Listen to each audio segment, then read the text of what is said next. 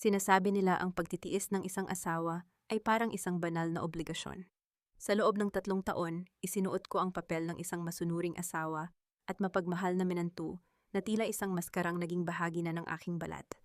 Ako si Trinidad Salcedo Montenegro, ang babaeng laging nakayuko, ang babaeng laging nagpaparaya, at ang babaeng tila walang sariling tinig sa gitna ng marangyang pangalan ng mga Montenegro. Ngunit sa gabing ito, ang bawat hibla ng aking pagtitiis ay tuluyan ng naputol. Ang init ng aking pagmamahal ay tila naging yelo na nanuot sa aking mga buto nang marinig ko ang katotohanang matagal na nilang ikinukubli. Akala nila ay bulag ako sa kanilang mga laro. Akala nila ay mananatili akong biktima ng kanilang kasakiman. Maling-mali sila. Sa mundong ito ang katarungan ay hindi ibinibigay. Ito ay kinukuha. Hindi ako sisigaw, hindi ako magmamakaawa, at hinding-hindi ako iiyak sa harap ng mga taong itinuring akong isang kasangkapan lamang.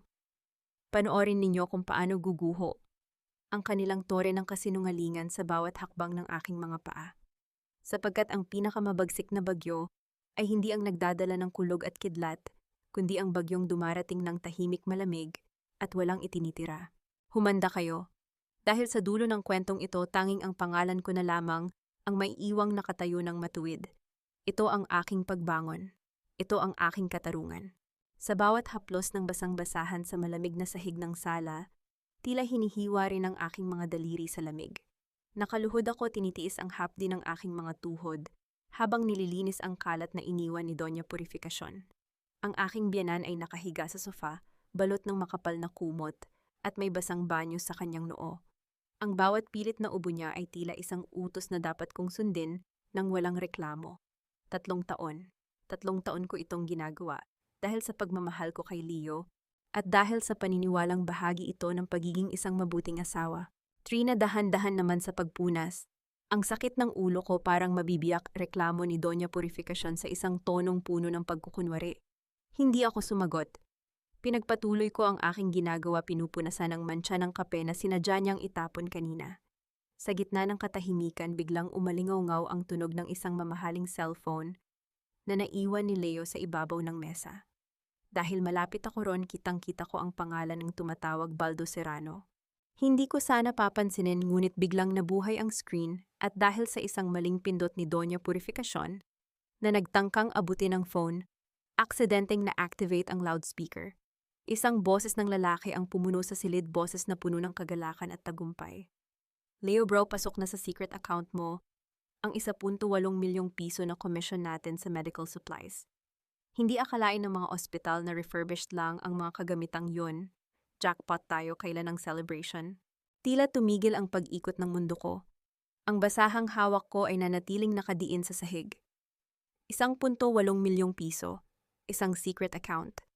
Ang lalaking pinakasalan ko, ang lalaking gabi-gabing nagrereklamo na wala siyang kinikita sa kanyang munting negosyo, ang lalaking hinahayaan akong magbayad ng renta, kuryente, at maging ng mga gamot ng kanyang ina, ay may ganito kalaking pera. Eksaktong bumukas ang pinto at pumasok si Leo. Baka sa kanyang mukha, ang pagod ang parehong pagod na ipinapakita niya sa akin araw-araw para kaawaan ko siya. Agad niyang kinuha ang phone at pinatay ang tawag, ngunit huli na ang lahat. Nakita niya ang aking pananatiling tahimik at ang naniningkit na mata ng kanyang ina na tila naguguluhan din.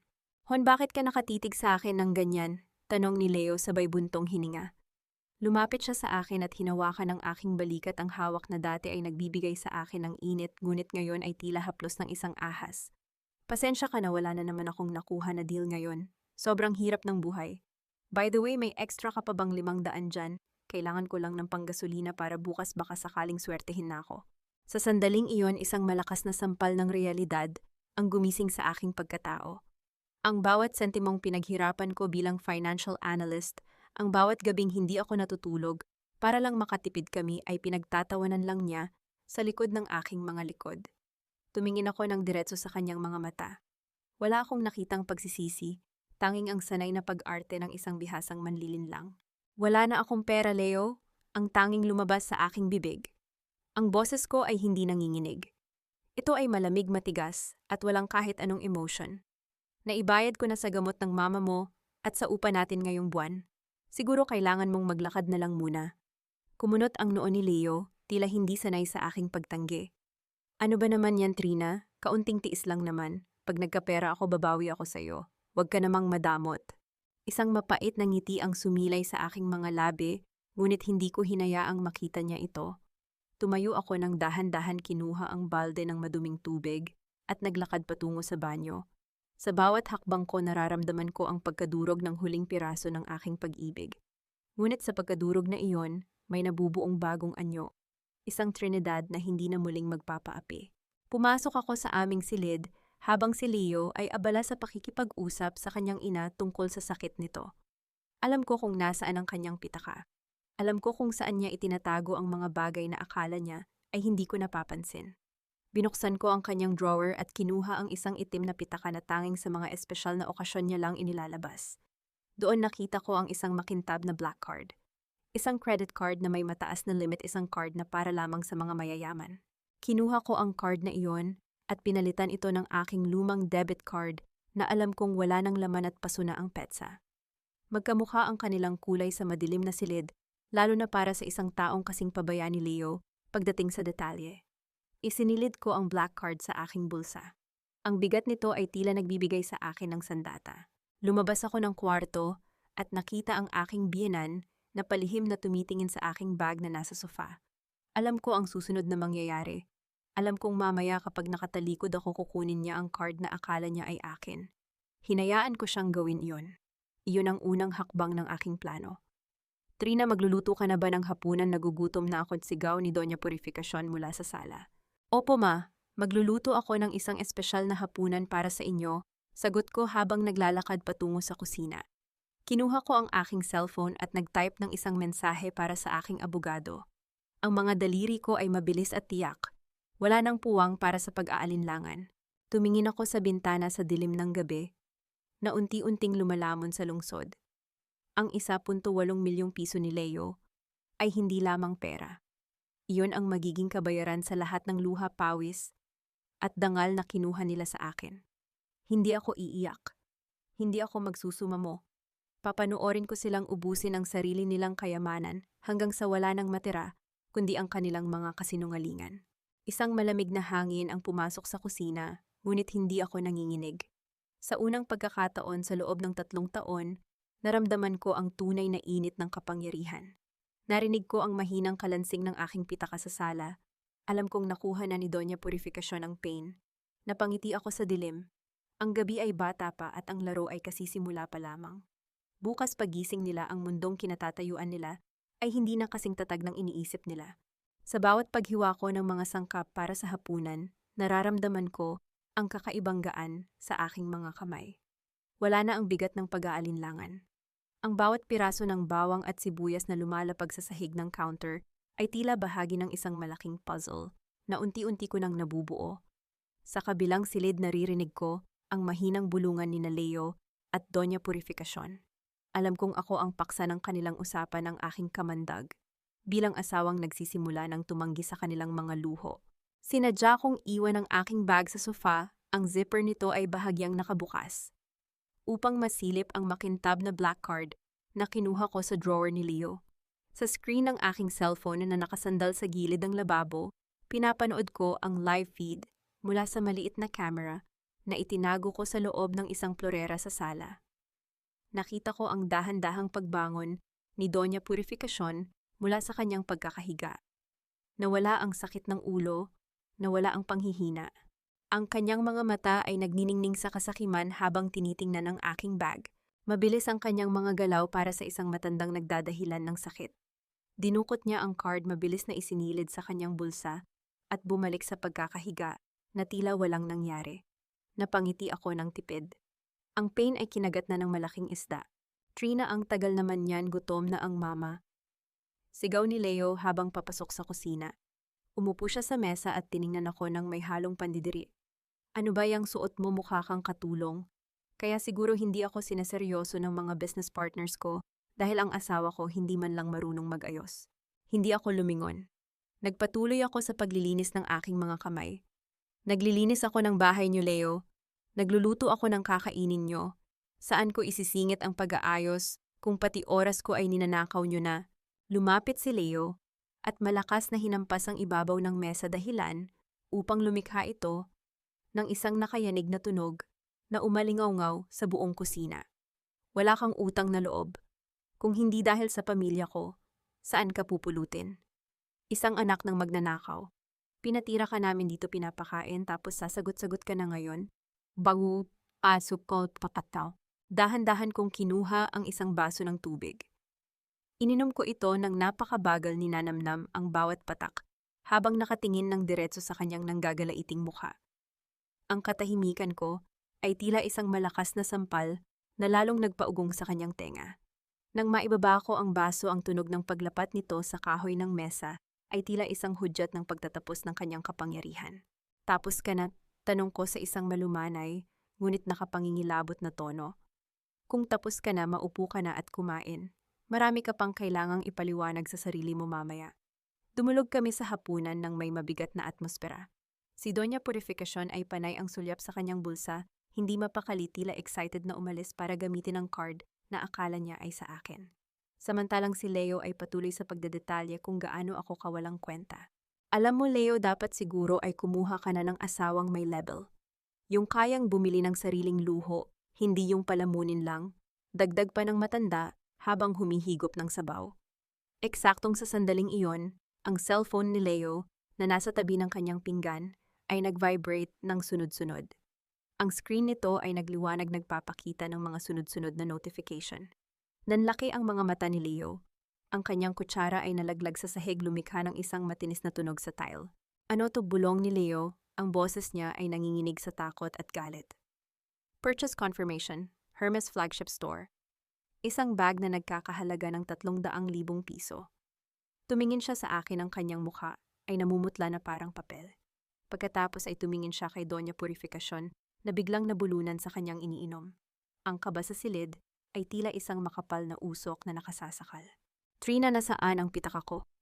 Sigaw ni Leo habang patakbong lumapit sa kanyang drawer sa kabilang silid.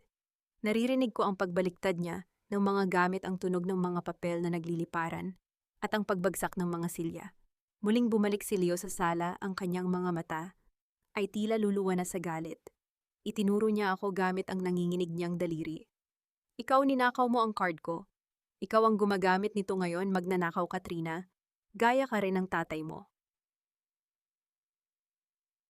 Tumayo ako ng dahan-dahan, ang aking postura ay tuwid at puno ng dignidad. Hindi ko pinansin ang kanyang pang-akusa. Sa halip, lumingon ako kay Doña Purificacion na ngayon ay pilit na itinatago ang kanyang mukha. Bakit ako ang tinatanong mo, Leo? Check your CCTV? Or baka gusto mong tanungin ang mama mo kung bakit siya nagmamadaling umalis kanina habang nasa kusina ako? Sabi ko nang may halong pangungutya. Ang galit ni Leo ay nauwi sa kalituhan habang si Doña Purificacion ay nagsimulang humagulgol, isang peking iyak na alam kong paraan niya upang makalusot. Ngunit huli na. Ang notification ng pangalawang swipe ay pumasok muli sa phone ni Leo. Isang mamahaling relo naman sa Rolex. Nawawala ang card ko. At may gumagamit nito ngayon. Sigaw ni Leo na tila nawawala na sa sarili. Trina, ibalik mo ang card ko bago ko tawagin ang mga pulis. Humarap ako sa kanya, ang aking mukha ay 1 pulgada na lamang ang layo sa kanyang ilong. Ang aking hininga ay malamig sa kanyang balat. Sige Leo, tawagin mo ang mga pulis. Ipakita mo sa kanila ang card na yan at ipaliwanag mo rin sa kanila kung saan galing ang perang pambayad sa mga luhong yan habang nagdedeklara ka na wala kang kinikita sa loob ng 3 taon. Napatigil si Leo. Ang kanyang paghinga ay bumilis. Sa gitna ng tensyon, isang malakas na katok sa pinto ang bumasag sa katahimikan. Leo, buksan mo to, alam kong nandyan kayo. Isang boses ng babae ang sumigaw mula sa labas. Boses ni Tessie Braganza. At sa kanyang kamay, alam kong nakatutok na ang isang live camera sa aming pinto. Ang malakas na kabog sa aming pinto ay tila isang palakpak na naghuhudyat ng pagsisimula ng ikalawang yugto ng aking palabas. Nananatili akong nakatayo sa gitna ng sala, ang aking mga braso ay nakahalokip-kip habang si Leo ay parang isang hayop na nakakulong sa hawla. Pabalik-balik hinahabol ang kanyang hininga at ang kanyang mga mata ay pilit na umiiwas sa akin. Buksan mo ang pinto, Leo. Baka isipin ng mga kapitbahay kung ano na ang nangyayari rito utos ko sa kanya. Ang boses ko ay kasing talim ng isang bagong hasang patalim. Shut up, Trina, hindi mo ba naiintindihan? May nagnanakaw sa account ko, sigaw niya, ang kanyang taglish ay mas mabilis pa sa tibok ng kanyang puso. That black card. It's my life insurance. Paano ito napunta sa pitaka mo? You're gaslighting me. Inilagay mo iyon doon para mapagbintangan mo ako. Isang mahinang tawa ang kumawala sa aking lalamunan. Inilagay sa pitaka ko, Leo, let's be logical. Sabi mo sa akin 3 taon ka nang walang kinikita. Sabi mo baon tayo sa utang. Sabi mo kahit pambili ng gatas ni mama ay wala tayo. So paano ang isang taong walang pera ay magkakaroon ng black card na may limit na milyon-milyon? If I tell the police about that card, sino ang mas magmumulang nagsisinungaling? Ang asawang nagtatrabaho ng maigi o ang asawang nagpapanggap na pulubi? Napatigil siya. Ang kanyang mukha ay dumaan sa iba't ibang kulay, mula sa pula ng galit hanggang sa puti ng takot. Hindi siya makasagot dahil ang bawat salitang bibitawan niya ay isang pisi na lalong sasakal sa kanyang leeg. Hindi niya maamin ang tungkol sa 1.8 milyong piso dahil mawawala ang kanyang control sa akin. Sa gitna ng aming pagtatalo, ang pinto ay biglang bumukas ng malakas dahil sa pagtulak ni Tessie Braganza mula sa labas. Pumasok siya na parang isang bagyong may dalang ring light at cellphone. Ngunit hindi siya nag-iisa. Sa likod niya ay pumasok si Doña Purificacion, may dalang 3 malalaking shopping bags na may tatak ng mga mamahaling designer brands. Ang kanyang mukha ay nagniningning sa pawis at tagumpay. Surprise! Look at these, Leo! Look at these, Tessie, masayang sigaw ng matanda. Hindi napapansin ang tensyon sa loob ng silid. Inilapag niya ang mga bag sa mesa, isang Hermes Birkin at isang kahon ng Rolex. Sabi ko sa inyo ang swerte ko ngayong gabi. Nahanap ko ang card ni Trina na nakatago sa bag niya. Akala siguro ng babaeng ito ay maitatago niya ang kanyang mga luho habang tayo ay nagtitiis. Lumingon si Tessie sa kanyang cellphone na kasalukuyang naka-live. Ayan mga kamarites, kita nyo naman. Ang bait-bait ni Leo, ang tiyaga ni Doña Purificacion. Tapos itong si Trina, may pambili pala ng Hermes. Ninanakawan niya ang sarili niyang pamilya. Dahan-dahan akong lumapit sa mesa. Hinawakan ko ang balat ng Hermes bag, ang dulo ng aking daliri ay dahan-dahang dumaan sa bawat tahi nito. Tiningnan ko si Leo. Ang kanyang mga mata ay nakapako sa mga bag iyon, ang kanyang pera, ang kanyang pinaghirapang komisyon mula sa mga peking medical supplies na ngayon ay naging mga gamit na hindi niya naman mapapakinabangan. Wow, ma! Ang ganda naman yan, hinarap ko ang biyenan ko na may isang inosenteng ngiti. But wait, sabi niyo nakuha niyo yan sa bag ko. Sure po ba kayo na card ko yan? Kasi as far as I know, wala akong account na ganun kalaki ang laman. Hindi kaya. Kay Leo yan agad na namutla si Doña Purificacion. Lumingon siya sa kanyang anak. Leo, anak, hindi ba card ito ni Trina? It's black and shiny. Akala ko, nanginginig ang mga panga ni Leo habang nakatingin sa kanyang ina. Nararamdaman ko ang kanyang paghihirap. Kailangan niyang pumili, aminin na sa kanya ang pera at mabuko ang lahat ng kanyang kasinungalingan sa akin at sa live stream ni Tessie, o manahimik at hayaang isipin ng lahat na si Trina ang may-ari ng card kahit na ang katotohanan ay ang kanyang sariling ina ang umubos ng kanyang secret account. Of course it's Trina's card. Biglang sigaw ni Leo, ang kanyang boses ay garalgal. Pinili niyang protektahan ang kanyang lihim kaysa sa kanyang pera. Mabakit mo naman kinuha ang card ni Trina? Now she will use this against us. Pinalalabas niya na tayo ang nagnanakaw. Humarap siya sa akin, pilit na ibinabalik ang gaslighting. Trina, how dare you? Pinaplano mo ba ito? Inilagay mo ang card mo sa bag para nakawin ni Mama at mapahiya kami sa live ni Tessie. You are so manipulative. Hindi ako kumibo.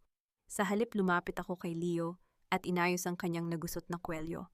Ang aking mukha ay kalmado, ang aking mga mata ay nakatitig ng malalim sa kanyang mga balintataw. Huwag kang mag-alala, Leo. Bilang isang mabuting asawa, tutulungan kita, bulong ko na sapat lamang para marinig niya. Since pera ko naman pala ang ginamit ni Mama, hihilingin ko na lang sa bangko na i-trace ang lahat ng transactions. At dahil asawa kita, kailangan mong pirmahan ang ilang dokumento para ma-verify na wala tayong ibang itinatagong account. Para malinis ang pangalan natin sa live ni Tessie, diba?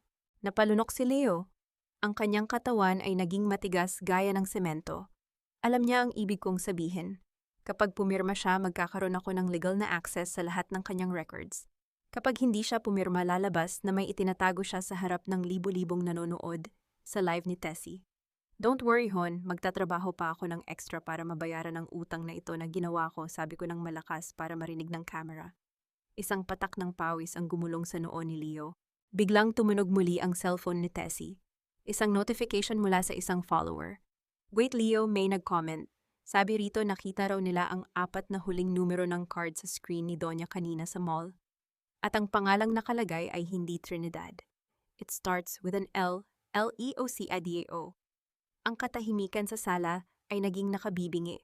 Ang tunog ng pagtibok ng orasan sa dingding ay tila isang timer ng bomba na malapit ng sumabog.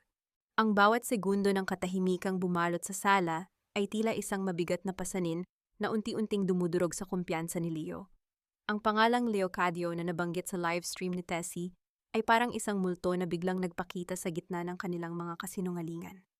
Nakita ko ang pagpatak ng pawis mula sa kanyang sentido, ang mabilis na pagkurap ng kanyang mga mata, at ang panginginig ng kanyang mga kamay na pilit niyang itinatago sa kanyang bulsa. Leocadio, baka kapangalan ko lang. Mabilis na depensa ni Leo. Ang kanyang boses ay mataas at puno ng desperasyon. Tessie, patayin mo muna yan. People are just making up stories. Baka edit yan ng mga bashers. Ngunit si Tessie sa halip na makinig, ay mas lalong inilapit ang camera sa mukha ni Leo. Ang kanyang mga mata ay naniningkit sa tuwa dahil sa mundo ng social media, ang iskandalo ay katumbas ng pera. Wait, Leo, hindi edit to, sabi ng viewers, kitang-kita raw sa screen ng terminal kanina sa Hermes. Leocadio Montenegro. Hon, ikaw lang naman ang Leocadio na kilala namin, di ba? Dahan-dahan akong umatras at naupo sa isang gilid ng sofa. Pinanood ko silang mag-away-away. Kinuha ko ang aking sariling cellphone at sinimulan ang pag-screen record sa live ni Tessie. Ang bawat mapanakit na salitang ibinabato nila sa akin, ang bawat akusasyon ni Doña Purificacion, at ang bawat pagsisinungaling ni Leo, lahat ng iyon ay magsisilbing bala sa aking nalalapit na pag-atake. Trina, biglang lumingon sa akin si Doña Purificacion, ang kanyang mukha ay pulang-pula sa galit. Ikaw ang may gawa nito. Di ba ninakaw mo ang identity ng anak ko? Ginamit mo ang pangalan niya para kumuha ng card at ipahiya kami, napakasama mong babae. Hinarap ko sila ng may malungkot na mukha, isang mahusay na pag-arte para sa libu-libong nanonood. Mapano ko gagawin yun? Saan ako kukuha ng records ni Leo? Sabi niya sa akin wala siyang kahit anong asset. Kung may card man siya, ibig sabihin may itinatago siyang pera sa akin sa loob ng 3 taon. Alin ba ang mas masakit, Leo? Ang pagbintangan akong magnanakaw o ang aminin mong niloloko mo ako tungkol sa pera niyo? Ang pupasa ang mga comments sa live stream ay nagmistulang isang mabilis na agos ng tubig. May mga kumakampi sa akin, ngunit mas marami ang naniwala sa drama ni na Leo at Doña Purificacion dahil sa husay nilang magpa-victim. Ang sama ng asawa mo, Leo, iwanan mo na yan. Trina, mahiya ka naman sa biyenan mo. Ang bawat salita ay tumatagos sa aking balat, ngunit sa loob-loob ko, bawat isa sa kanila ay isang piraso ng ebidensya para sa cyber libel na isasampa ko sa hinaharap. Biglang bumukas ang pinto at pumasok si Rosario, o mas kilala bilang Chay. Siya ang pinsan ni Leo na laging nagkukunwaring mabait sa akin. Lumapit siya at agad akong niyakap, ngunit naramdaman ko ang kanyang mga kamay na dahan-dahang gumagapang sa aking bulsa kung saan nakatago ang aking cellphone. Ate Trina, tahan na. Naniniwala ako sa iyo. Bulong ni Chay, ang kanyang boses ay tila isang malambing na kanta ngunit puno ng lason. Hayaan mo, tutulungan kita. Akin na muna ang phone mo, baka kung ano pang makita nila riyan at lalong lumala ang gulo. Hinayaan ko siyang makuha ang aking phone. Ang hindi niya alam, ang ibinigay ko ay ang lumang modelong matagal ko nang hindi ginagamit na sadyang nilagyan ko ng mga peking screenshots ng pakikipag-usap sa ibang lalaki at mga maling bank records. Isang pain para sa isang traitor. Matapos ang mahabang oras ng sigawan at kahihiyan sa social media, dahan-dahang umalis si Tessie baon. Ang balitang sisira sa aking reputasyon. Naiwan kaming 3 sa sala. Ang katahimikan ay mabigat, tanging ang hininga ni Leo na puno ng puot ang maririnig. Maghanda ka, Trina, sabi ni Leo bago siya pumasok sa kwarto. Bukas wala ka ng mukhang ihaharap sa labas. I will make sure you lose everything. Nanatili akong nakaupo sa dilim matapos nilang magsialis. Inilabas ko ang aking tunay na phone mula sa ilalim ng sofa cushion. Binuksan ko ang aking email. Doon bumungad sa akin ang isang mensahe na matagal ko nang inaasahan, ngunit masakit pa ring basahin. Isang suspension order mula sa HR ng kumpanyang pinagtatrabahuhan ko. Dahil sa viral na video ni Tessie na apektuhan ang imahe ng bangko kung saan ako nagsisilbing analyst. Sinasabi sa sulat na pansamantala akong hindi pinahihintulutang pumasok habang iniimbestigahan ang aking moral character. Nanlamig ang aking mga kamay habang binabasa ang bawat titik. Ang aking karera, ang tanging bagay na itinataguyod ko ng maigi, ay gumuho dahil sa kanilang mga kasinungalingan. Ngunit sa halip na luha, isang matigas na determinasyon ang bumangon sa aking dibdib. Ang suspension na ito ay hindi ang katapusan. Ito ang kalayaang kailangan ko upang buong oras na pagtuunan ang kanilang pagbagsak. Pinatay ko ang screen ng aking phone. Sa gitna ng kadiliman ng sala, ang tanging liwanag na natira ay ang maliit na pulang ilaw ng CCTV camera na aking itinago. Patuloy itong kumukurap saksi sa bawat lihim na plano ni Leo at Chai sa kabilang silid. Narinig ko ang mahinang huni ng notification sa aking relo. Isang mensahe mula sa isang hindi kilalang numero, nakuha na ni Chai ang phone. Ang bait mo talagang magbigay ng pain. Magkita tayo sa opisina ko bukas ng 8:00. Napangiti ako. Ang gabi ng aking suspension ay ang simula ng kanilang habambuhay na pagkakakulong. Ang sikat ng araw na tumatama sa aking mukha kinabukasan ay hindi nagdala ng init kundi isang masidhing lamig na nagpatigas sa aking paninindigan. Habang inilalagay ko ang aking mga personal na gamit sa loob ng isang karton sa aking opisina, nararamdaman ko ang mga mapanuring mata ng aking mga katrabaho. Ang mga bulong-bulungan ay parang mga bubuyog na pumipiring sa aking pandinig, ngunit nanatili akong diretso ang tingin. Walang luhang pumatak. Ang bawat ballpen, notebook, at picture frame na inilalagay ko sa kahon ay tila isang huling paalam sa bersyon ng Trinidad na hinayaang tapakan ng ibang tao. Trina, I'm sorry. Management decision ito. Sabi ng aking manager na hindi man lang makatingin ng diretso sa akin. I understand, sir. Business is business, maikli kong sagot. Hindi ko na kailangang magpaliwanag. Sa mundo ng pananalapi, ang reputasyon ay lahat, at ang pamilya Montenegro ay matagumpay na nadungisan ng sa akin. Ngunit habang papalabas ako ng gusali, bitbit ang aking kahon, hindi pagkatalo ang nararamdaman ko. Ito ay ang kalayaan ng isang taong wala nang kailangang protektahan, kundi ang kanyang sarili. 8:00 ng umaga, naglakad ako patungo sa isang maliit at abandonadong cafe sa dulo ng Makati. Doon sa isang madilim na sulok, naghihintay ang isang babaeng nakasuot ng itim na business suit. Ang kanyang bawat galaw ay puno ng awtoridad at talas. Siya si Attorney Isadora de Alvarado. You're late by 2 minutes, Trina. Bunggad niya nang hindi tumitingin sa kanyang relo. Inilapag niya ang isang makapal na folder sa mesa. Pero bibigyan kita ng pass dahil alam kong mahirap mag-impake ng isang buhay na gumuho sa loob ng isang gabi. Naupo ako sa kanyang harap. Direct to the point tayo, attorney. Bakit mo ako tinutulungan? Hindi ka basta-bastang abogado na kukuha ng kasong ganito ng walang kapalit. Isang mapait na ngiti ang sumilay sa kanyang mga labi. Tinanggal niya ang kanyang salamin at tumingin ng diretso sa aking mga mata. Dahil ang pamilyang kinabibilangan mo ay ang parehong pamilyang nagnakaw sa akin ng lahat. I am Isadora, ang anak sa labas ng biyenan mo sa unang asawa nito bago siya naging Doña Purificacion. Inagawan nila ako ng mana itinapon sa lansangan at pinagmukhang baliw sa harap ng lahat. Napatigil ako. Ang laro ay mas malalim pa kaysa sa aking inaakala. Hindi lang ito tungkol sa akin at kay Leo. Ito ay isang digmaan ng nakaraan. This is not just about a cheating husband, Trina, pagpapatuloy ni Isa habang binubuksan ang folder. Ang 1.8 milyong piso ni Leo. It's blood money. He and his friend Baldo are selling refurbished medical equipment to public hospitals, claiming they are brand new. Those machines are faulty. Ang mga pasyenteng gumagamit niyon ay nasa panganib. Yan ang pinagmulan ng luho nyo. Naramdaman ko ang pagbaliktad ng aking sikmura.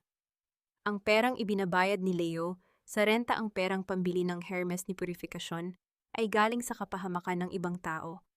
Ang aking asawa ay hindi lamang isang manlilinlang, siya ay isang criminal. I want them behind bars, attorney. Hindi lang dahil sa akin, kundi dahil sa lahat ng taong niloko nila. Sabi ko ang aking boses ay puno ng poot. Then we have a deal, sagot ni isa. Iniabot niya sa akin ang isang maliit na flash drive. Lahat ng ebidensyang kailangan mo para madiin siya sa scam ay narito. Pero kailangan nating maghintay. We need a bigger trap. I want them to invest everything they have in a project called Bahia de Luz. Doon natin sila uubusin. Tumayo ako handa nang umalis nang biglang may iniabot si Isa na isang piraso ng litrato. Bago ka umalis, may isa ka pang kailangang malaman. Ang 1.8 milyong dolyar ay hindi lang napupunta sa luho ng nanay niya. Kinuha ko ang litrato. Doon nakita ko si Leo na pumasok sa isang mamahaling condominium unit sa Taguig. Ang kanyang braso ay nakapulupot sa bewang ng isang babaeng mas bata, mas maganda at halatang mas mahal ang maintenance kaysa sa akin. Ang babaeng iyon ay nakasuot ng isang pamilyar na kwintas, ang kwintas na sinabi ni Leo na nawala sa amin noong nakaraang taon. Ang huling hibla ng anumang damdamin para kay Leo ay tuluyan ng naging abo. Wala akong naramdamang selos, tanging isang malamig at purong puot na nagpatibay sa aking kaluluwa. The condo is under his business partner's name, but he pays the monthly dues, dagdag ni Isa. That folder contains the address. You know what to do.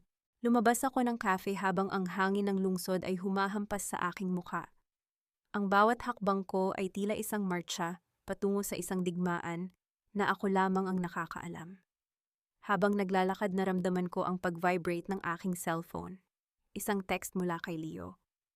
Trina, nasaan ka? Ang kalat ng bahay. Bakit wala pang luto? Huwag mong pairalin ang pagiging matigas ang ulo mo dahil lang suspendido ka. Umuwi ka na rito at magsilbi ka sa amin. Napangiti ako sa gitna ng kalsada. Isang ngiting hindi aabot sa aking mga mata. Nag-type ako ng sagot nang hindi man lang kumukurap. Pauwi na ako, Leo. May dala akong sorpresa para sa inyo ni Mama. Itinago ko ang flash drive sa pinakalihim na bulsa ng aking bag. Ang pamilya Montenegro ay mahilig sa mga sorpresa. At sisiguraduhin kong ang ibibigay ko sa kanila ay hinding-hindi nila malilimutan hanggang sa huling sandali ng kanilang kalayaan. Pagpasok ko sa loob ng bahay, sinalubong ako ng amoy ng sunog na pagkain at ang boses ni Leo na tila isang sirena ng bumbero sa talas.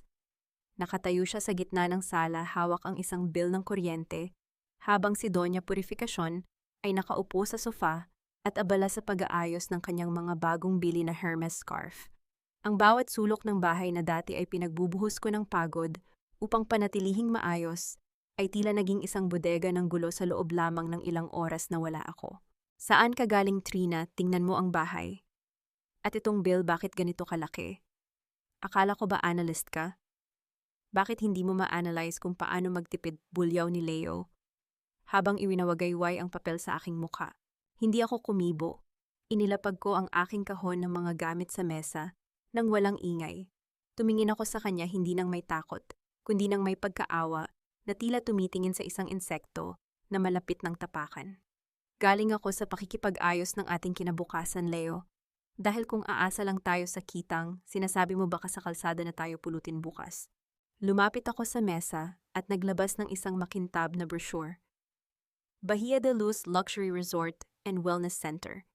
Ang ginto at asul na disenyo nito ay tila isang magnet na agad humigop sa atensyon ni Leo at Purificacion.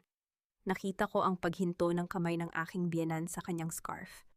Ang kasakiman sa kanilang mga mata ay nagliwanag na parang mga bumbilya. Ano to, Trina Resort, may pambili ba tayo niyan? Tanong ni Doña Purificacion. Ang kanyang boses ay biglang naging malambing. Hindi natin ito bibilhin, ma. Mag-i-invest tayo, ta. Paliwanag ko sa isang tunong profesional at malamig. Isang confidential project ito na hawak ng dati kong kumpanya. Private placement lang ito para sa mga ultra-high net worth individuals. Inabot ko ang aking kahihiyan sa manager ko para lang payagan tayong sumali kahit suspendido ako. In 1 month, ang investment na 1 milyon ay pwedeng maging 3 milyon dahil sa pre-selling ng mga villas. Nakita ko ang paglunok ni Leo. Alam kong kinakalkula na niya ang kanyang 1.8 milyong piso sa isip niya. Sigurado ba yan, Trina? Baka scam yan. Alam mo namang mahirap lang tayo, wala akong pera para sa mga ganyan. Isang mapait na tawa ang muntik nang kumawala sa aking dibdib, ngunit pinigilan ko ito. Kaya nga tayo mahirap, Leo, dahil takot ka sa oportunidad. Pero sige, kung ayaw mo, ibibigay ko na lang ito kay Baldo. Siya naman ang may contact sa mga medical supplies. Di ba baka mas interesado siya? Nang mabanggit ko ang pangalan ni Baldo, tila na kuryente si Leo. Agad niyang kinuha ang brochure mula sa aking kamay. Ang pagiging seloso niya sa pera at sa kanyang business partner ang pinakamabisang pain. Wait, Trina, huwag kang padalos-dalos. Mabilis na sabi ni Leo. Pag-iisipan ko. Pero kailangan ko ng patunay na lehitimo ito. Sa sumunod na 2 oras, ginamit ko ang lahat ng aking kaalaman bilang analyst upang lalo silang itulak sa bangin. Ipinakita ko ang mga peking projections at mga leak na dokumento na gawa ni Attorney Isa. Habang nagsasalita ako, tinitingnan ko si Doña Purificacion. Alam kong iniisip na niya ang mga susunod na alahas na bibilhin niya gamit ang kitang makukuha sa resort na hindi naman magkakatotoo. Kinabukasan, inimbitahan ko si Baldo sa bahay. Sa harap ni Leo, nagkunwari akong nag-aalangan na isali sila. Ang reverse psychology na ito ay nagbunga ng mabilis. Si Baldo na kasing sakim ni Leo ay agad na naglabas ng interes. Leo bro, malaki ang kikitain natin dito. Pwede nating gamitin yung pondo mula sa huling shipment ng mga refurbished ventilators. Bulong ni Baldo na sapat lamang upang marinig ko. Nakita ko ang pagtango ni Leo. Ang desisyon ay nagawa na.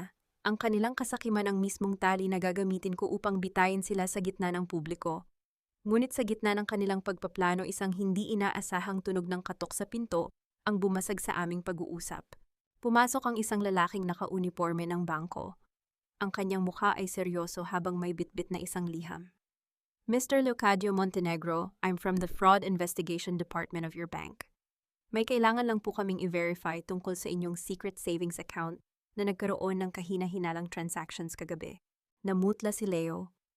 Ang kanyang mga kamay ay nagsimulang manginig habang ang brochure ng Bahia de Luz ay dahan-dahang nalaglag mula sa kanyang pagkakahawak. Ang orasan sa dingding ay tila bumagal ang pagtakbo, bawat tunog ng mekanismo nito ay tila isang babala na ang kanyang mundo ay nagsisimula na ring gumuho bago pa man niya mailabas ang kanyang pera. Tumingin si Leo sa akin naghahanap ng saklolo, ngunit nanatili akong nakatitig sa kanya nang walang kibo ang aking mga mata ay walang kahit anong bakas ng pagmamahal, tanging ang malamig na refleksyon ng kanyang nalalapit na pagbagsak. Ang bawat patak ng pawis na gumugulong mula sa sentido ni Leo ay tila isang orasan na nagbibilang ng kanyang nalalapit na katapusan. Nakatayo siya sa harap ng taga-bangko, ang kanyang mga balikat ay nakakubot at ang kanyang mga mata ay pabalik-balik sa akin at sa liham na hawak niya. Ang sala na dati ay puno ng kanyang mapang-aping boses ay binalot ng isang nakabibinging katahimikan. May pagkakamali yata. Nauutal na sabi ni Leo, ang kanyang Taglish ay naging garalgal sa takot. I mean, I don't even have that much money. Baka account ito ng asawa ko. She's a financial analyst. Baka siya ang may ginagawang suspicious. Isang malamig na ngiti ang sumilay sa aking mga labi. Hindi ako gumalaw mula sa aking kinauupuan. Leo, ang pangalang nakalagay sa liham ay Leocadio Montenegro. At ang address ay dito mismo. Huwag mo akong ituro sa mga problemang ikaw mismo ang gumawa. Nang umalis ang taga-bangko na may bitbit na babala, hinarap ako ni Leo nang may nanlilisik na mga mata. Ngunit sa halip na sumigaw, bigla siyang tumawa, isang tawang puno ng lason at desperation. Lumapit siya sa akin at may inilabas na isang lumang folder mula sa kanyang bag. Akala mo ba ikaw lang ang may alas, Trina? Bulong niya, ang kanyang boses ay tila isang ahas na bumubulong sa aking tenga. I did my research.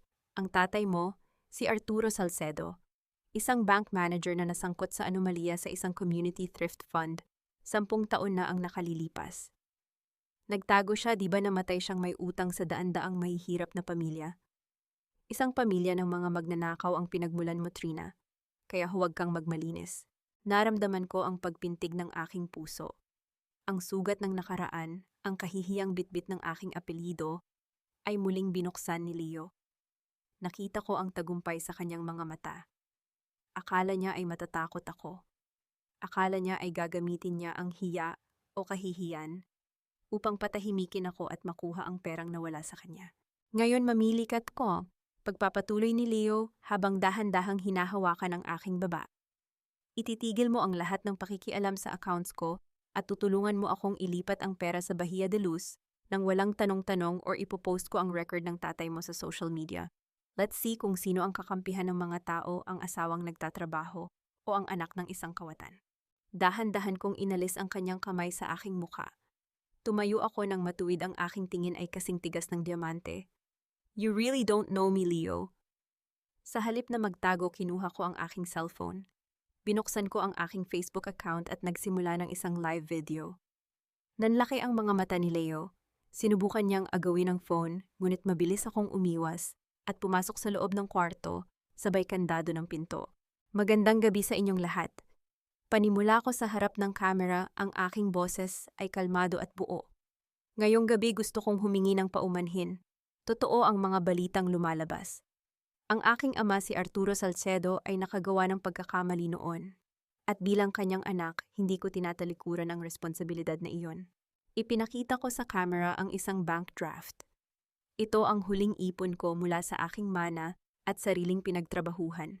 Ngayong araw ibinabalik ko ang halagang kinuha ng aking ama sa mga pamilyang biktima sa aming probinsya. Hindi mababayaran ng pera ang tiwalang nawala, pero ito ang simula ng aking pagtutuwid sa mali.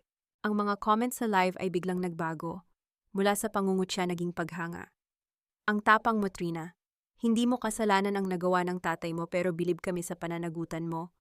Nang matapos ang live binuksan ko ang pinto. Nakasandal si Leo sa pader tila isang lantang gulay. Ang kanyang huling alas ang sandata niyang kahihiyan ay nawalan ng talim dahil sa aking katapatan. Wala na siyang magagamit laban sa akin. Ang aking hiya ay naging aking dangal. Bakit mo ginawa yun? Tanong ni Leo. Ang boses niya ay halos hindi marinig.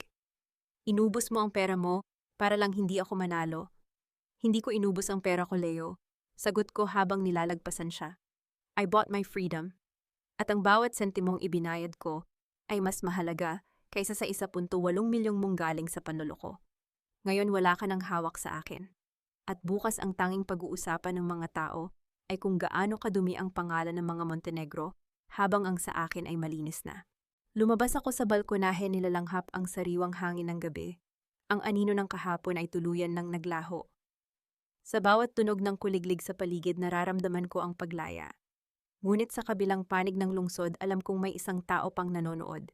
Isang tawag ang pumasok sa aking phone. Mula kay Chai. Ate Trina, nakita ko ang live mo. Sorry, pinalayas ako ni Doña Purificacion dahil hindi ko raw nakuha ang tamang impormasyon sa phone mo. May nakita ako sa basura nila. Mga resibo ng medical equipment na may pirma ni Leo. Gusto mo bang kunin? Napangiti ako. Ang mga daga sa loob ng barko ng mga Montenegro ay nagsisimula na ring magkanya-kanya ng talon. Ang bawat patak ng ulan sa salamin ng kotse ay tila mga luhang hindi ko kailanman ibibigay sa pamilya Montenegro. Nakaupo ako sa loob ng aking sasakyan, sa isang madilim na sulok ng paradahan hinihintay ang pagdating ng taong minsang naging anino ng aking mga hakbang upang ako ay itraidor. Nang bumukas ang pinto ng kotse pumasok ang isang basang-basa at nanginginig na si Rosario o Chai. Ang kanyang dating maayos na hitsura ay napalitan ng gusot na damit at magulong buhok isang larawan ng isang taong itinapon matapos mapakinabangan. Ate Trina, salamat at dumating ka. Simula ni Chai ang boses niya ay gumaralgal habang pilit na nagpapahid ng basa sa kanyang mukha. Pinalayas ako ni Doña Purificacion. Sinampal niya ako sa harap ng mga katulong dahil hindi ko raw nakuha ang phone mo. Wala na akong matuluyan, ate. Ang papa ko, balak nilang ipakulong dahil sa utang kung hindi ako susunod. Tiningnan ko siya nang diretso sa mga mata, walang kahit anong bakas ng awa. Ang puso ko ay naging isang pader na hindi na kayang tibagin ng mga pekeng luha. Huwag kang magdrama sa harap ko, Chai. Hindi ako ang kumpisalan ng mga kasalanan mo. Ipakita mo sa akin ang dala mo at pag-iisipan ko kung bibigyan kita ng pagkakataong isalba ang sarili mo. Nanginginig na inabot ni Chai ang isang plastic bag na puno ng mga punit-punit na papel at isang maliit na recording device. Ito ang mga resibo ng medical supplies na sinubukan nilang sunugin. At narito rin ang recording. Narinig ko si Doña Purificacion na kausap ang manager mo sa bangko. Siya ang nagbigay ng maling impormasyon para masuspindi ka. Sinadya nila ang lahat, ate. Pinatunog ko ang recording. Ang boses ng aking biyanan na tila isang banal na anghel. Sa harap ng maraming tao, ay naging kasing pait ng lason habang inuutusan ng aking manager na sirain ang aking reputasyon kapalit ng isang malaking donasyon sa simbahan nito. Ang bawat salita niya ay tila isang kutsilyong humihiwa sa huling natitirang respeto ko sa salitang pamilya. "You did well, Chai," sabi ko habang itinatago ang mga ebidensya. "Pero huwag mong isiping dahil dito ay bati na tayo. Gagamitin kita bilang testigo laban sa kanila. Sa ngayon, manatili ka sa isang hotel na ipapabook ko sa pangalan ni Attorney Isa. Huwag kang lalabas hanggat hindi ko sinasabi." Nang makauwi ako sa bahay ng mga Montenegro, sinalubong ako ng isang kakaibang katahimikan. Ngunit sa likod ng pintuan ng silid ni Leo, naririnig ko ang mahinang tunog ng pagtatalo. Dahan-dahan akong lumapit at sadyang iniwan ang pinto na bahagyang nakabukas. Nakita ko si Leo na nakaupo sa sahig tila lito habang tinitingnan ang kanyang laptop. Ang kanyang secret account ay unti-unti nang nauubos dahil sa mga auto-debit na ginawa ni Doña Purificacion gamit ang black card bago ko pa ito makuha. "Manasaan ang pera?" Sigaw ni Leo nang pumasok ang kanyang ina sa silid. "Sabi mo konti lang ang kinuha mo sa card ni Trina. Pero bakit ang laki ng bawas sa account ko? Halos 500,000 ang nawala sa loob lang ng 2 araw, te. Anak, kailangan nating magmukhang mayaman sa harap ni Tessie." Depensa ni Purificacion ang kanyang mga kamay ay abala sa pag-aayos ng kanyang bagong alahas. "Huwag kang mag-alala, babalik din yan kapag kumita na ang Bahia de Luz. Pera lang yan, Leo. Ang mahalaga ay ang dangal natin. Dangal ma, ang perang yan ay para sa susunod nating shipment. Kapag hindi ko nabayaran si Baldo, ilalaglag niya ako." Ang boses ni Leo ay puno ng desperasyon. Doon ako pumasok sa eksena. Kalmado akong sumandal sa hamba ng pinto, hawak ang isang baso ng alak.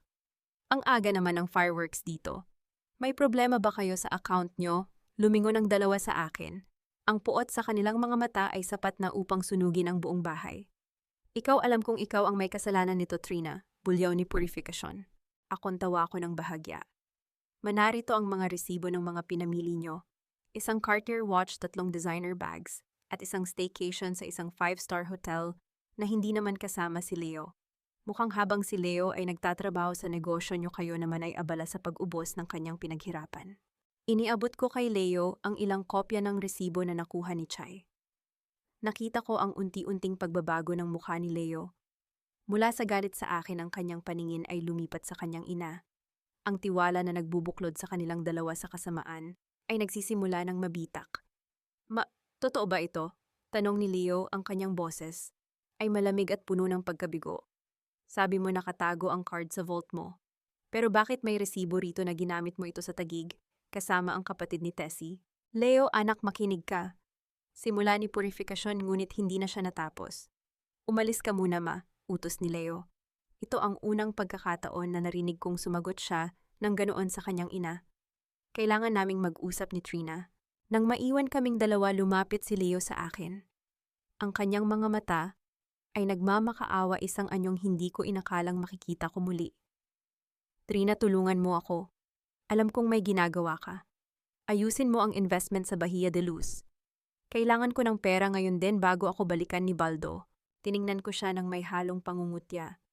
"Tutulungan kita, Leo. Pero sa isang kondisyon, pirmahan mo ang kasunduang ito, isang ganap na waiver ng lahat ng iyong karapatan sa ating mga ari-arian, sakaling mapatunayan na may ginagawa kang illegal. Para lang maprotektahan ang pamilya, di ba?" Nanginginig ang kamay ni Leo habang hawak ang ballpen. Sa kanyang desperasyon, hindi na niya napansin ang mga maliliit na letra sa ilalim ng kontrata. Pinirmahan niya ang kanyang sariling hatol. "Salamat, Trina. Alam kong mahal mo pa rin ako." Sabi niya, pilit na humahawak sa aking kamay. Inalis ko ang aking kamay at ngumiti ng kasing lamig ng kamatayan. "Huwag kang mag-alala, Leo. Malapit mo nang makuha ang lahat ng nararapat sa iyo." Habang lumalabas ako ng silid, isang notification ang pumasok sa aking phone. Isang litrato mula kay Attorney Isa.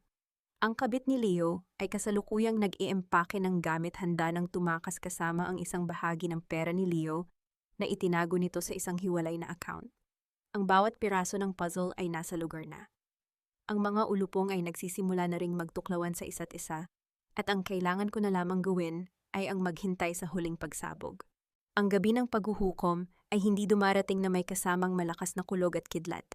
Sa halip ito ay dumarating sa gitna ng isang marangyang silid sa ilalim ng nagniningning na mga chandelier at sa bango ng mamahaling pabango na pilit itinatago ang baho ng kabulukan. Nakatayo ako sa harap ng salamin ng Grand Plaza Hotel. Ang suot kong gown ay kulay pula, isang matapang na pula na tila apoy na handang tumupok sa lahat ng duming dinaanan ko. Ang bawat haplos ng seda sa aking balat ay isang paalala na ang gabi na ito ay hindi para sa selebrasyon kundi para sa isang malinis at planadong pagbitay. Ang aking buhok ay maayos na nakapusod at ang aking mga mata ay walang bakas ng pagkapagod. Sa loob ng 3 taon, ako ang naging anino sa likod ng mga Montenegro. Ngayong gabi ako ang magiging mitya ng kanilang pagsabog. Handa na ang lahat, Trina, bulong ni Attorney Isa, na pumasok sa aking silid. Nakasuot din siya ng eleganteng itim na gown. Ang media, ang mga investors, at ang mga operatiba ng National Bureau of Investigation. Hinihintay na lang nila ang iyong hudyat. Tumango ako nang hindi lumingon. Salamat, Isa. Sisiguraduhin nating ang bawat sentimong ninakaw nila ay magiging isang pako sa kanilang kabaong. Lumabas kami patungo sa ballroom. Ang tunog ng masigabong palakpakan ay umalingaw nang pumasok kami. Doon sa gitna ng entablado nakatayo si Leo na parang isang hari. Nakasuot siya ng mamahaling tuxedo, hawak ang isang baso ng champagne at may malapad na ngiti sa kanyang mga labi. Sa tabi niya ay si Doña Purificación na tila isang reyna sa kanyang mga bagong alahas na kumikinang sa ilalim ng mga ilaw. Ladies and gentlemen, simula ni Leo, ang kanyang boses ay puno ng kayabangan sa pamamagitan ng mikropono. Tonight we celebrate the birth of Bahia de Luz, isang pangarap na naging katotohanan dahil sa tiwala niyo at syempre dahil sa tulong ng aking butihing asawa si Trina. Lumingon ang lahat sa akin. Ngumiti ako, isang ngiting kasing lamig ng yelo. Umakyat ako sa entablado sa gitna ng bulungan ng mga tao. Ibinigay ni Leo ang mikropono sa akin. Akala niya ay magbibigay ako ng isang madamdaming pasasalamat. Salamat, Leo. Panimula ko ang boses ko ay buo at walang panginginig. Pero bago tayo magpatuloy sa selebrasyon, meron lang kaming inihandang espesyal na presentasyon. Isang ulat para sa lahat ng mga investors tungkol sa tunay na pundasyon ng proyektong ito. Pinindot ni Yesa ang controller mula sa gilid. Ang malaking screen sa likod namin na dapat ay magpapakita ng blueprint ng resort ay biglang nagbago. Ang unang imahe ay hindi isang luxury villa. Ito ay isang madilim na bodega na puno ng mga kinakalawang at lumang medical equipment. Kasunod nito ang mga dokumento ng shipment na may pirma ni Leo at Baldo Serrano. Ang mga tao ay nagsimulang magbulungan, ang tunog ng kanilang pagtataka ay unti-unting lumakas. Ano to, Trina, patayin mo yan? Pasigaw na bulong ni Leo. Ang kanyang mukha ay nagsimulang mamutla. Hindi ko siya pinansin. Ang sumunod na slide ay mga bank statement ng kanyang secret account, kasama ang mga transaksyon ng black card na ginamit ni Doña Purificación. Kitang-kita ang bawat designer bag at relo na binili gamit ang perang dapat ay pambayad sa mga lehitimong kagamitan ng ospital. At ang huling pasabog, isang video ni Leo na pumapasok sa kondo ng kanyang kabit-bit-bit, ang mga alahas na sinabi niyang nawala sa amin. Ang mukha ni Doña Purificación ay tila naging semento sa kahihiyan habang ang lahat ng mga mata ng kanilang mga kaibigan at business partners ay nakatitig sa kanila. Ang proyektong Bahia de Luz ay hindi itatayo sa lupa, Leo. Sabi ko sa harap ng mikropono, sapat na upang marinig ng lahat. Itatayo ito sa mga kasinungalingan, sa mga pekeng kagamitang pumatay ng pag-asa ng mga pasyente, at sa pagtatraidor sa pamilyang akala mo ay mananatiling bulag. Biglang bumukas ang malalaking pinto ng ballroom. Ang tunog ng mabibigat na hakbang ng mga lalaking nakauniporme ay pumuno sa silid. Pumasok ang mga operatiba ng NBI kasama si Attorney Isa na may hawak na warrant of arrest. Leocadio Montenegro, you are under arrest for large-scale fraud and illegal business practices. Anunsyo ng opisyal. Nalaglag ang baso ng champagne mula sa kamay ni Leo. Ang tunog ng pagkabasag nito sa sahig ay tila hudyat ng katapusan ng kanyang imperyo. Sinubukan niyang lumapit sa akin, ang kanyang mga mata ay nanunumbat at puno ng desperasyon. Trina, bakit mo ginagawa ito sa akin? Asawa kita, Ipo. Sigaw niya habang hinahawakan siya sa braso ng mga pulis. Tiningnan ko siya nang diretso, walang kahit anong bakas ng awa sa aking mukha. Hindi ko ito ginagawa sa iyo, Leo. Ginagawa mo ito sa sarili mo. Hindi ko sinira ang buhay mo. Itinigil ko lang ang pagprotekta sa iyo mula sa mga kahibangan mo. Lumingon ako kay Doña Purificacion, na ngayon ay nakaluhod sa sahig pilit na itinatago ang kanyang mukha sa mga flash ng camera ni Tessie Braganza na patuloy pa ring nagla-livestream. Ang kanyang mga alahas ay tila naging mabigat na tanikala na humihila sa kanya pababa. Dahan-dahan akong bumaba ng entablado. Ang bawat hakbang ng aking mga takong sa sahig ay tila isang nota ng tagumpay. Hindi ko nilingon ang nagmamakaawang sigaw ni Leo o ang paghagulgol ng kanyang ina. Sa aking paglalakad palabas ng ballroom, naramdaman ko ang paglaya ng aking kaluluwa. Iniwan ko ang kaguluhan ng mga camera at ang mga taong minsang itinuring akong walang kwenta. Sa labas ng hotel, ang malamig na hangin ng gabi ay humaplos sa aking mukha. Napangiti ako ng tipid. Ang gabi ng paghuhukom ay tapos na. At bukas ang araw ay sisikat para sa isang bagong Trinidad. Sa loob ng silid ng interogasyon, ang bawat patak ng pawis mula sa noo ni Leo ay tila isang orasan na nagbibilang ng kanyang nalalapit na katapusan. Nakaupo ako sa likod ng one-way mirror kasama si Attorney Isa habang pinapanood ang 2 taong dating itinuring kong pamilya na ngayon ay mukhang mga basang sisiw sa ilalim ng malamig na liwanag ng bumbilya. Ang amoy ng lumang kape at luma ng semento ay humahalo sa bigat ng hanging nakapaligid sa kanila. Hindi ko to kasalanan, si Mama ang nag-utos sa akin na itago ang pera. Sigaw ni Leo, ang kanyang boses ay garalgal at puno ng desperasyon.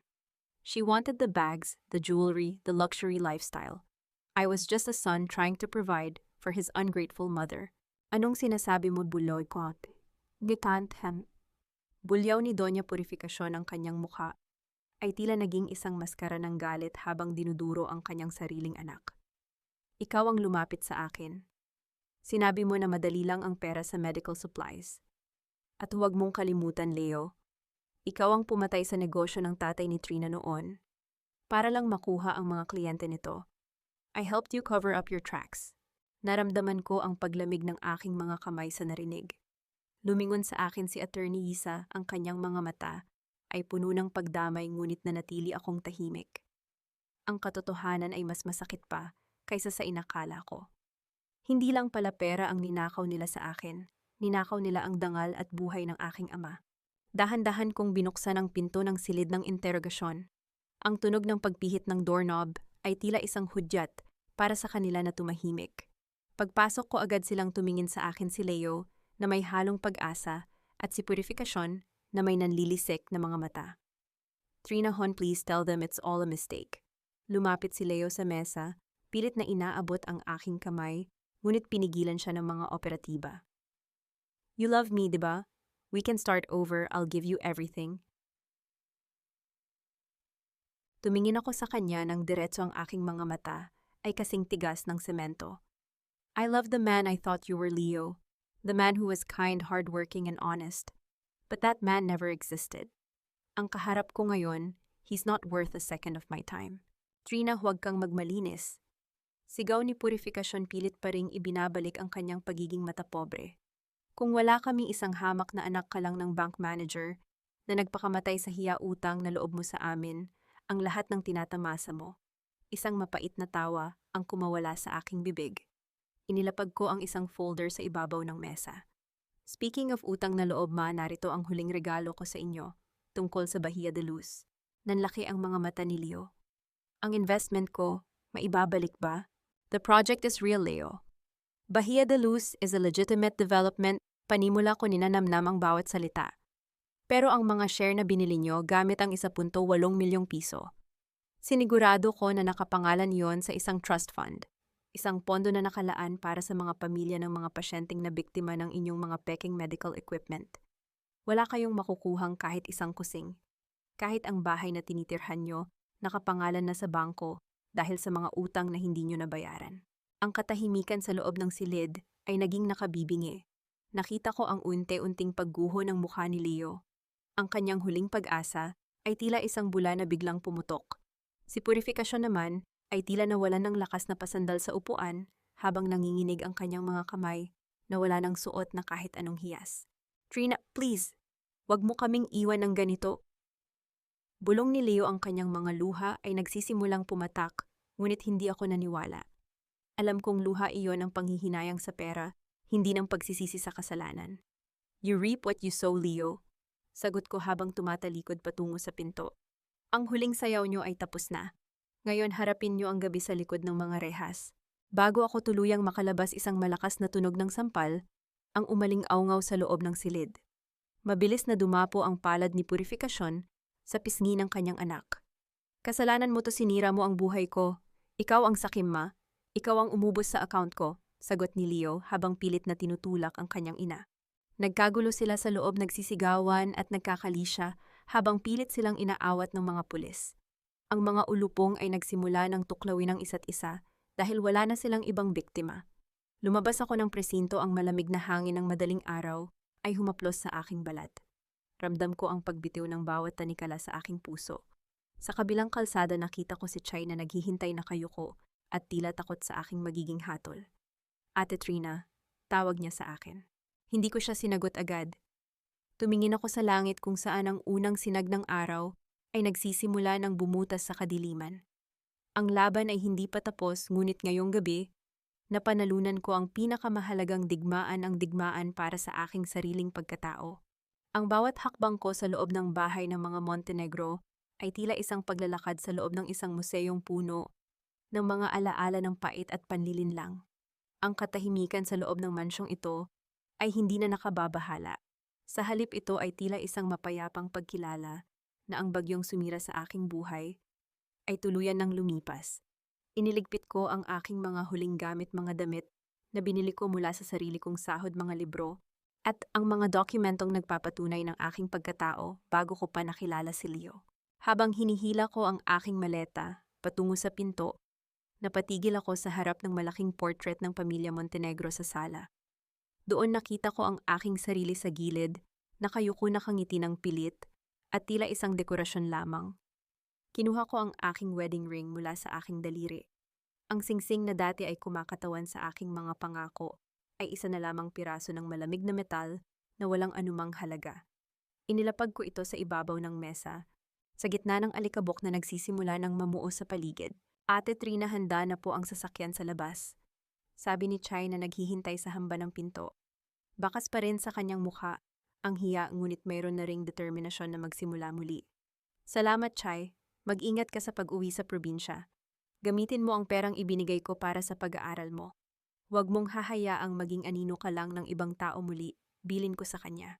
Tumango siya at dahan-dahang kinuha ang kanyang mga gamit. Isang linggo matapos ang grand launch, opisyal na ring lumabas ang aking annulment decree. Dahil sa dami ng ebidensya ng panloloko at kriminal na gawain ni Leo, mabilis na pinaboran ng korte ang aking petisyon. Tinanggihan ko ang anumang alimony o paghahati sa mga natitirang asset ng mga Montenegro. Ayaw ko ng kahit isang sentimo na galing sa kanilang maruming kamay. Gusto kong ang bawat pising ng aking buhay ay maging malinis at malaya mula sa kanilang pangalan. Bago ako tuluyang lumipat sa aking bagong kondo sa Makati, nagpasya akong dumaan sa kulungan para sa isang huling pagkakataon. Ang amoy ng disinfectant at ang ingay ng mga bakal na rehas ay sumalubong sa akin. Nang makita ko si Leo, halos hindi ko siya nakilala. Ang dating makisig at mayabang na lalaki ay palit na ng isang taong haggard, magulo ang buhok at nakasuot ng kulay kahel na uniforme. Trina, nandito ka, alam ko na hindi mo ako matitis. Sigaw niya habang sumusugod sa tapat ng salaming naghihiwalay sa amin. Ilabas mo ako rito, si Mama. Hindi niya kinakaya sa kabilang selda. Tulungan mo kami, please. Gagawin ko ang lahat. Tumingin ako sa kanya ng may malamig na mata. Inilabas ko ang isang makintab na susi mula sa aking bag at itinapat ito sa salamin. Nakikita mo ba to, Leo? Ito ang susi ng bagong unit ko sa Makati. Isang kondo na binili ko gamit ang sarili kong pera sa sarili kong pangalan. Trinidad Salcedo, walang Montenegro. Nakita ko ang pagpatak ng kanyang luha, ang parehong luha na dati ay nagpapalambot sa aking puso, ngunit ngayon ay tila tubig lamang sa kanal. Hindi ako napunta rito para iligtas ka. Pagpapatuloy ko, ang boses ko ay buo at matigas. Nandito ako para ipakita sa iyo kung ano ang nawala sa iyo dahil sa kasakiman mo. Nawalan ka ng asawa, nawalan ka ng yaman, at higit sa lahat nawalan ka ng karapatang makita ang aking pagbangon. Ito ang huling beses na makikita mo ang mukha ko. Trina, huwag patawarin mo ako. Pagmamakaawa niya, habang hinahampas ang salamin, ngunit hindi ko na siya narinig. Tumayo ako at naglakad palabas nang hindi man lang lumingon. Ang tunog ng kanyang pagsigaw ay unti-unting humina hanggang sa mapalitan ito ng katahimikan ng malayang mundo. Paglabas ko ng presinto, tumawag sa akin ang HR ng isang international financial firm. Ms. Salcedo, we have reviewed your records and the recent developments regarding your case. We are impressed with your integrity and your analytical skills. We would like to offer you the position of Senior Financial Strategist. Can you start on Monday? Yes, I can, sagot ko ng may ngiti. Nagmaneho ako patungo sa Makati. Habang ang mga gusali ay unti-unting lumalaki sa aking paningin, naramdaman ko ang tunay na katarungan. Hindi ito nanggaling sa pagkakakulong ng aking mga kaaway, kundi sa katotohanang kaya kong tumayo sa sarili kong mga paa nang wala sila. Sa loob ng aking bagong unit, binuksan ko ang balkonahe. Ang liwanag ng lungsod ay nagniningning sa ilalim ng gabi. Kinuha ko ang aking cellphone at tiningnan ang huling balita. Si Leo ay nasangkot sa isang gulo sa loob dahil sa pagtatangkang manloko ng ibang preso, habang si Purifikasyon ay nahuhumaling na sa pagdarasal sa loob ng kanyang selda, tila humihingi ng tawad sa mga Diyos na kinalimutan niya noong siya ay nasa rurok ng kapangyarihan. Huminga ako ng malalim. Ang amoy ng bagong pintura at ang lamig ng aircon sa loob ng aking kondo ay tila isang yakap ng tagumpay. Ang Trinidad na dating martir ay wala na. Ang Trinidad na nanggaling sa abo ay handa na para sa kanyang unang araw sa opisina. Ang liwanag ng mga ilaw sa loob ng bulwagan ay tila mga bituin na sumasaksi sa aking muling pagsilang. Nakatayo ako sa harap ng entablado, hindi na bilang asawa ni Leo Montenegro, kundi bilang Trinidad Salcedo, ang tagapagtatag ng Salcedo Financial Foundation. Ang silid ay puno ng mga kababaihan, mga inang muling bumabangon, mga asawang nakatakas sa tanikala ng financial abuse, at mga profesional na nagnanais matutong humawak ng sariling tadhana. Ang bawat palakpakan nila ay tila isang nota ng musika na nagpapahiwatig na ang aking pinagdaanan ay may mas malalim na layunin. Ang halaga ng isang babae ay hindi nasusukat sa balanse ng kanyang bank account o sa kinang ng kanyang alahas. Panimula ko sa harap ng mikropono, ang aking boses ay malinaw, maautoridad at puno ng katotohanan. Ang tunay na yaman ay ang kakayahan nating tumayo sa sarili nating mga paa, ang karunungang protektahan ang ating pinaghirapan, at ang lakas na sabihing hindi kapag ang ating dangal na ang tinatapak-tapakan. Ang pangalang Salcedo ay minsang nadungisan, ngunit ngayong gabi, ang panglang ito ay simbolo na ng pag-asa at integridad. Matapos ang aking talumpati, lumapit sa akin si Attorney Wisa, may dalang 2 baso ng champagne. Ang kanyang ngiti ay puno ng paghanga at pagkilala sa aming pinagsamahan. Success is indeed the best revenge, Trina, sabi niya habang iniabot ang baso. Tingnan mo sila. Ang mga taong dati ay tinitingnan ka lang sa gilid ngayon ay nakapila para makuha ang atensyon mo. You didn't just survive, you conquered the board. Hindi ito tungkol sa paghihiganti, Isa. Sagot ko ng may tipid ng ngiti. Tungkol ito sa katarungan. At ang katarungan ay mas matamis kapag ito ay pinaghirapan ng may dangal. By the way, kumusta na ang mga kliyente natin sa kabilang panig? Tumawa ng bahagya si Isa, ang tunog ng kanyang pagtawa ay puno ng mantsa ng ironya. Kagabi lang ay lumabas ang balita. Si Leo at Doña Purifikasyon ay itinalaga bilang mga maintenance workers sa loob ng kanilang pasilidad. Ang dating reyna ng Hermes ay ngayon ay humahawak na ng mop at naglilinis ng mga pasilyo. Si Leo naman ay naging sentro ng katatawanan dahil sa kanyang mga kwento ng yaman na wala naman nang naniniwala. Sila na mismo ang naglalatag ng sarili nilang impyerno sa loob. Naramdaman ko ang isang sandali ng katahimikan. Hindi ako natutuwa sa kanilang paghihirap, ngunit naramdaman ko ang bigat ng karma na sila mismo ang nag-imbita sa kanilang buhay. Ang kanilang kasakiman ay naging sarili nilang rehas. Kinabukasan pumasok ako sa aking bagong opisina sa pinakamataas na palapag ng isang gusali sa Makati. Ang bawat hakbang ng aking mga takong sa makintab na sahig ay tila isang deklarasyon ng aking pag-aari. Umupo ako sa aking executive chair, tinatanaw ang naglalakihang mga gusali at ang mabilis na daloy ng trapiko sa ibaba. Ang silid ay amoy sariwang bulaklak at bagong katad ang amoy ng tagumpay na ako mismo ang nagpondo. Sa ibabaw ng aking mesa, napansin ko ang isang bouquet ng mga puting rosas. Walang pangalan ang nagpadala, tanging isang maliit na card na may nakasulat na The queen has finally taken her throne. May your reign be long and untouchable. Isang misteryong bulaklak na tila nagbibigay ng huling basbas sa aking bagong buhay. Hindi ko na kailangang malaman kung kanino ito galing. Ang mahalaga ay ang mensaheng dala nito. Tumayo ako at lumapit sa malaking salamin sa dulo ng aking opisina. Tiningnan ko ang aking sarili. Ang babaeng nasa harap ko ay hindi na ang Trinidad na nagmamakaawa para sa pag-ibig o nagtatago ng mga pasa ng emotion. Ang babaeng ito ay matatag, malamig ang isip kapag kailangan at may pusong marunong ng pumili kung sino ang karapat-dapat papasukin. Inayos ko ang aking blazer at hinawakan ang aking leeg kung saan wala na ang kahit anong kwintas na galing sa ibang tao. Ang tanging palamuti ko ay ang aking kumpiyansa. Trinidad Salcedo. Bulong ko sa aking sarili, ang tunog ng aking sariling pangalan ay tila isang panalangin ng pasasalamat. Ang tatak ng isang Salcedo ay hindi na mabubura kailanman. Ang tunog ng pagbukas ng pinto ay hudyat ng aking unang meeting para sa araw na ito. Naglakad ako patungo sa pinto nang may taas noong dignidad. Ang nakaraan ay isa na lamang malabong alaala at ang kinabukasan ay isang malawak na lupain na ako na ang may hawak ng mapa. Wala nang takot, wala nang tanikala. Tanging ang malayang paglipad ng isang babaeng natutong sunugin ang kanyang sariling hawla. Isang taon na ang mabilis na lumipas mula nang gumuho ang tore ng kasinungalingan ng mga Montenegro, ngunit para sa akin, tila isang buong buhay na ang aking naitawid. Nakatayo ako ngayon sa balkonahe ng aking penthouse sa Makati habang ang papalubog na araw ay nagpinta ng mga kulay kahel at lila sa kalawakan. Ang hanging humahaplos sa aking muka ay hindi na malamig at nakapanlalamig ng buto.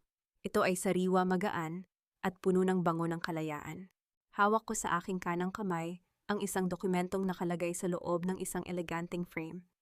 Ito ang transfer certificate of title ng unit na ito. Dahan-dahan kong hinaplos ang pangalang nakalimbag sa makapal na papel, Trinidad Salcedo Sole Owner.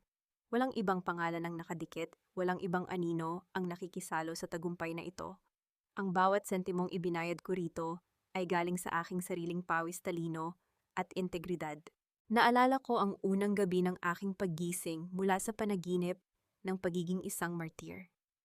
Naalala ko ang bigat ng basahan sa aking mga kamay habang nililinis ko ang kalat ng ibang tao.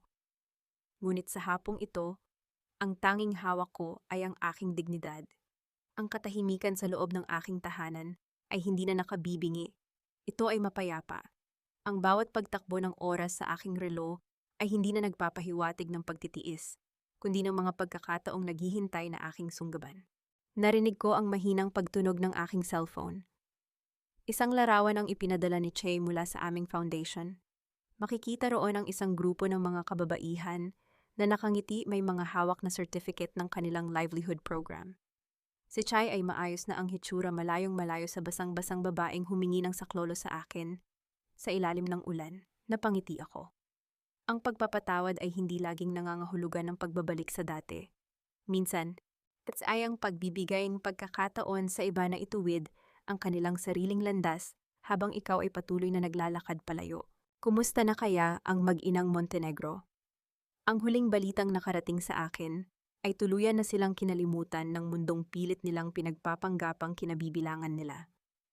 Si Leo ay isa na lamang numero sa loob ng malamig na rehas, habang si Doña Purificacion ay unti-unti nang nilalamon ng kanyang sariling mga guni-guni ng nagdaang karangyaan. Wala na silang kapangyarihan sa akin. Ang kanilang mga pangalan ay hindi na nagdudulot ng kirot, kundi ng isang mahalagang aral. Ang kasakiman ay isang rehas na tayo mismo ang gumagawa. Ate Trina, handa na po ang sasakyan para sa inyong flight patungong Singapore para sa International Summit. Anunsyo ng aking assistant mula sa loob ng silid. Susunod na ako, maikli kong sagot. Inilapag ko ang tasa ng kape sa maliit na mesa at muling tumingin sa malawak na lungsod. Sinasabi nila na ang pagtitiis ay isang kabanalan. Ngunit natutunan ko na ang pagtitiis ay may hangganan at ang tunay na kabanalan ay ang pagmamahal sa sarili ng sapat upang hindi na muling hayaang tapakan ng kahit na sino. Sa loob ng 3 taon, ako ang naging asawa, ang katulong at ang biktima. Ngunit sa loob ng 1 taon, naging ako ang pinuno, ang tagapagligtas at ang reyna ng sarili kong tadhana. Ang tanikala ng utang na loob at maling pagmamahal ay tuluyan ng naputol. Naglakad ako papasok sa loob, ang tunog ng aking mga hakbang ay matatag at may direksyon. Hindi na ako lilingon pa. Ang bukas ay hindi na isang banta, kundi isang pangakong akin ng tinutupad. Sapagkat ang pinakamagandang bahagi ng aking kwento ay hindi ang pagbagsak ng aking mga kaaway, kundi ang katotohanan sa dulo ng lahat na tagpuan ko ang aking sarili. Ang Trinidad Salcedo na kilala nyo ay matagal nang pumanaw. At ang Trinidad na kaharap nyo ngayon ay hinding-hindi na muling magpapaalipin sa anumang uri ng ginto o kasinungalingan. Isang huling tingin sa titulo ng aking kondo, isang huling hinga ng malayang hangin, at dahan-dahan kong isinara ang pinto ng balkonahe. Ang bukas ay wala ng tanikala, at ako sa wakas ay malaya na,